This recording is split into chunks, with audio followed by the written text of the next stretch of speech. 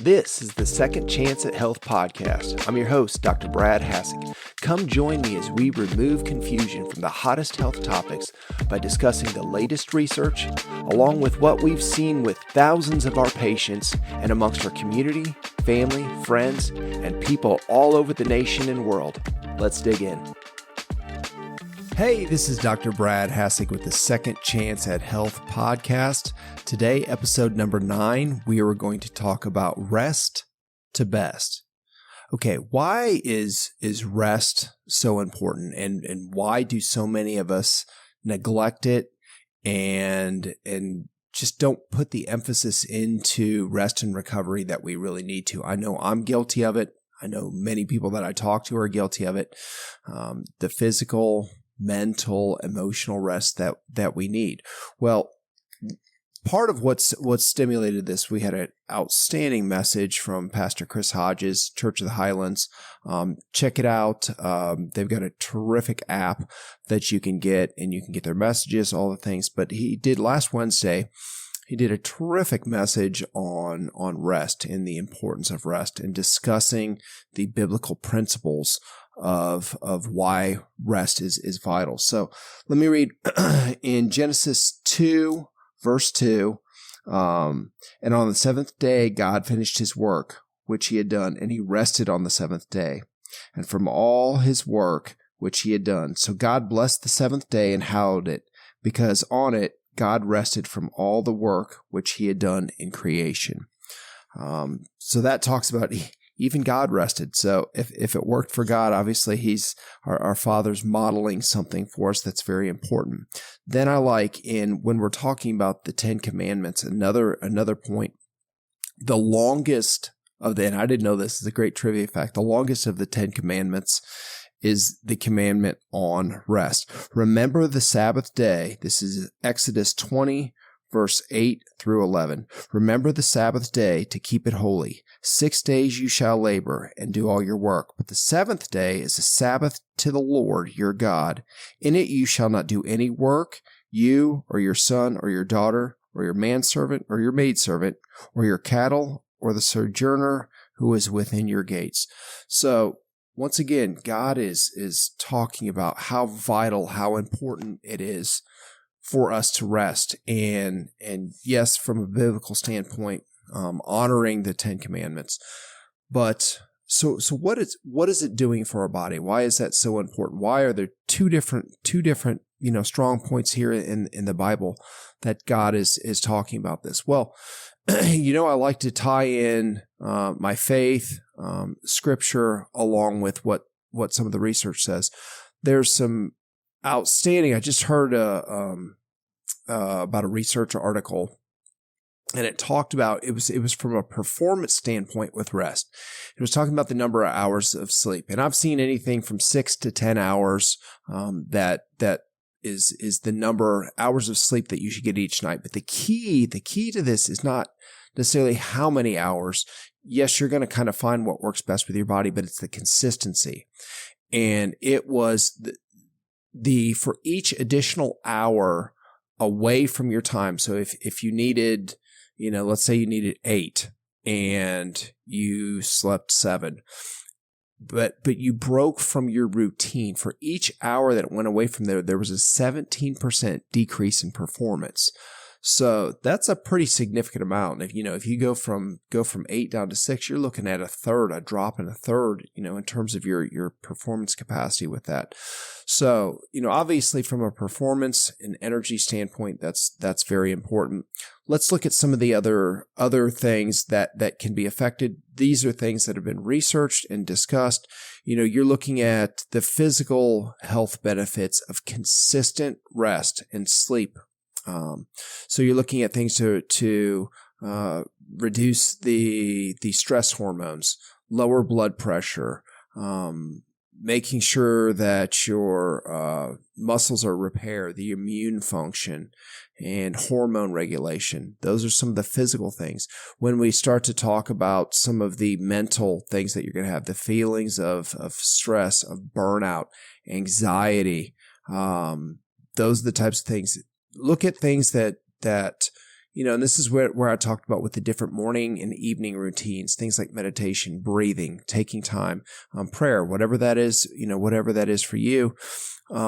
Meditation, mindfulness, just kind of leisure pursuits, things that are going to relax you, enhance your mood.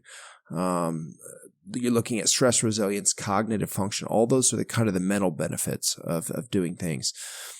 Then you're going to look at from a productivity and performance standpoint. Like I said, you're going to have increased productivity from getting proper rest. You're going to be more creative. Your problem solving is going to be improved. You can also, you're trying to prevent certain things, mental fatigue, decision fatigue, allowing and to maintain focus and concentration over time. Social well-being, it's just, spending time with friends and family, enjoying each other when you're not on a clock. This was something, and I'm so grateful to Pastor Hodges, Pastor Chris, PC, as we call him, to emphasize the importance of the Sabbath. And for 6 days you're going to rest hard or work hard, and then you've got to recover. And there's a reason for this. Physically, mentally, emotionally. We all think that, for the overworkers, the overtrainers, that we can just keep going and going and there's no price to pay. But once again, I know from experience, I'd go until I broke down, and usually I was going to get sick. That was the way that it was going to manifest in my body. Sometimes people are going to have mental breakdowns, anxiety, nervous breakdowns, things like that. Other people are going to have injuries, performance, and work, things that you're not necessarily going to see. People are going to start to notice about you. Your emotions are going to be all over the place. And so it was, this week we tried, because we're as guilty as anyone. We have 3 kids. They're active. Weekends are always busy with, social activities, friends, family, sporting events, different things that we end up traveling for, what have you, that Sundays end up getting used. Sunday afternoons, whether it's soccer, whether it's baseball, whether it's dance, whether it's different activities, those things start creeping in. It can even be things, hey, I've done so much, I'm going to do some extra yard work. I'm going to, let's clean, let's put stuff up in the attic, you name it, whatever it is, we can find these things. And all of a sudden that day of rest is not restful, and we're tired. We're going into the week exhausted physically, mentally, emotionally. So it's so important. We tried this week to really kind of honor the Sabbath and have that day as a family. And it was great. It was terrific to have a day to, we still got up, went to church. My wife served this morning, and, in serving, doing things, I also do a correctional ministry and things. Our daughter's very involved with youth, and our boys are starting to get more involved in that. That stuff is something that's, you're resting. Even if you're serving others, I don't consider that, unless you're doing a lot of, physical labor to do this. If you're serving others, if you're witnessing, spending time together, congregating together, that's something that I think definitely still falls within the Sabbath. And another point that was great that he made, that it seems so simple, a minister, a pastor, a priest, they're not able to have Sundays off. That's showtime. That's a big day for them. So it doesn't have to be on a Sunday. I know, a really good friend of mine that's Orthodox Jewish. He's, their Sabbath, it'll start, I think Friday at sundown and go into Saturday. So it doesn't have to be just on Sunday. If somebody does something that, it could be like with pastors, ministers, Monday may be your day that you have a day off. It could be in the middle of the week. Maybe you've just traveled.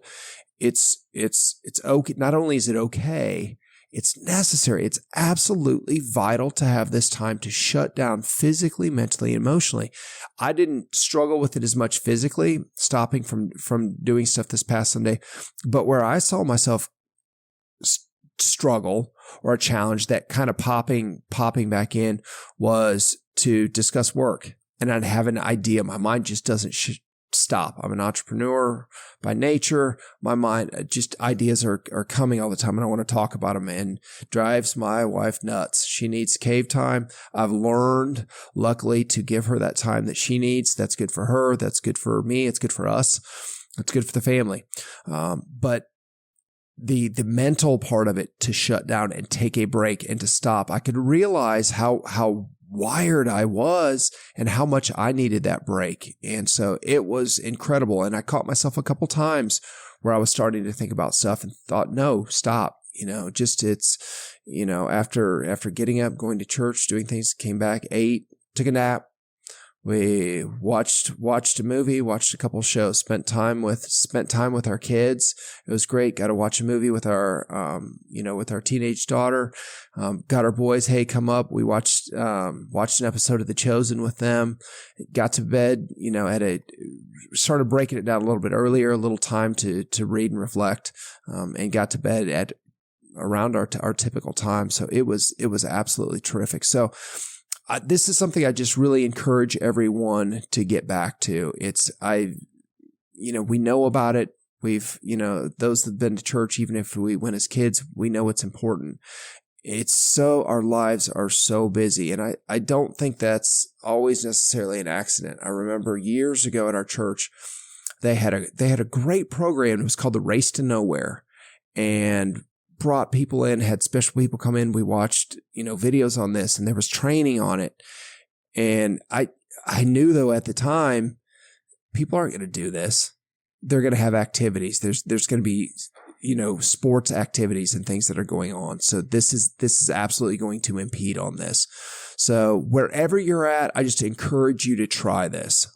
Get back to find a day, physically, mentally, emotionally, shut down. Not only is it okay, you will be more productive. It says so specifically in the Bible. It says you will be more blessed. He will bless you more when you honor and keep the Sabbath. So it doesn't matter what day that is. Give it a try. I wish I could say that it will be something we will adhere to perfectly every single week. We're gonna try. We're gonna do our best on this, but it's definitely going to be a point of emphasis, because you can see how just the energy of things. But it's God's got a reason for this, and if it was good enough for Him, it's good enough for us. So give it a try. Let me know. Leave some comments if you're watching on YouTube. Share this with friends. I'd love to know for people if you have other ideas, things that you've used to try and implement more rest in your day, in your week. Same thing to tie in as well before I go. That's why vacation is important too. I know there are some people, I never take vacation. I never, that's nothing to be proud of. You will be more productive. You will be a better employee. You will be a better spouse. You will be a better husband, wife, family member, if you take the rest that's necessary. So have these small things weekly. You need to do that. Nightly, daily, you need to get the proper rest. Find out what it is. It's anywhere 6 to 10 hours. Find your time, but just do it consistently. Find what rejuvenates you. Honor the Sabbath. Do that on a weekly basis, whichever day works out best for you. Make sure that you're taking proper length of vacation, and do it more frequently. That allows you to recharge yourself. You'll physically, mentally, emotionally, socially, spiritually, you'll be stronger from doing it. Give it a try and let me know what you think. Take care.